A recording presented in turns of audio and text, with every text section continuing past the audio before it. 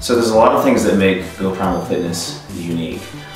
One thing that makes us unique is that we have 350 members. That puts us in really the top 1% of the world in these types of gyms.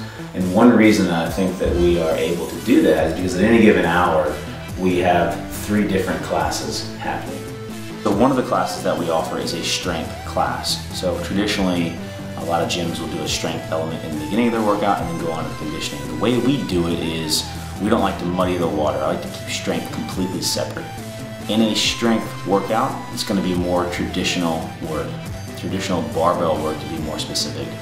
So things like strict presses, bench presses, back squats, front squats, deadlifts, and then a number of accessory exercises. What makes that class unique is the fact that we're able to put a little bit more weight on the bar. We're able to work detailed technique pieces. The rest periods are typically much longer. The overall speed of the class is much slower, so we can really focus on not only technique but also getting strong in those more traditional lifts. The intent behind the general conditioning class, which I would say is probably our most popular class, is much less complexity in the movement selection. And because the complexity is less, it allows us to work with a wider range of fitness ability. So a beginner could easily do that class, and someone who is advanced could also do that class because of the movements that we select. I don't want to confuse less complexity with easy. The class is actually extremely challenging. There's a lot of work that's taken place in a 45 to 60 minute time period.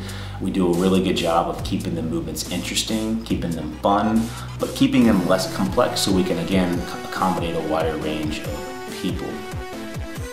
And then finally you have your CrossFit option, which is the one that typically gets the most attention, but is probably the one that we're most selective about in terms of who takes that class. There's a number of different things people have to do to sort of qualify themselves to do that. Having experience is number one, but there's a lot of time that's spent doing Olympic lifting camps and working with technique. You do a lot of skill classes to help people with that, but the main intent is a lot higher level gymnastics. So you'll start introducing some momentum. We'll start doing kipping work, kipping pull-ups, muscle-ups, pistols, handstand walks, handstand push-ups.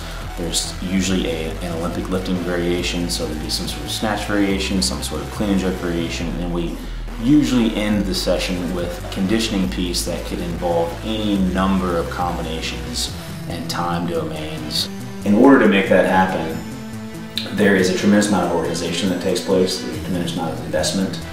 You have to have exceptionally skilled coaches. But again, the advantage in doing that, and the reason that we decided to do that, was that we knew we could accommodate a much wider range of clientele, and we wanted to give our clients and athletes the flexibility to manipulate and adjust their training so they could achieve very specific outcomes.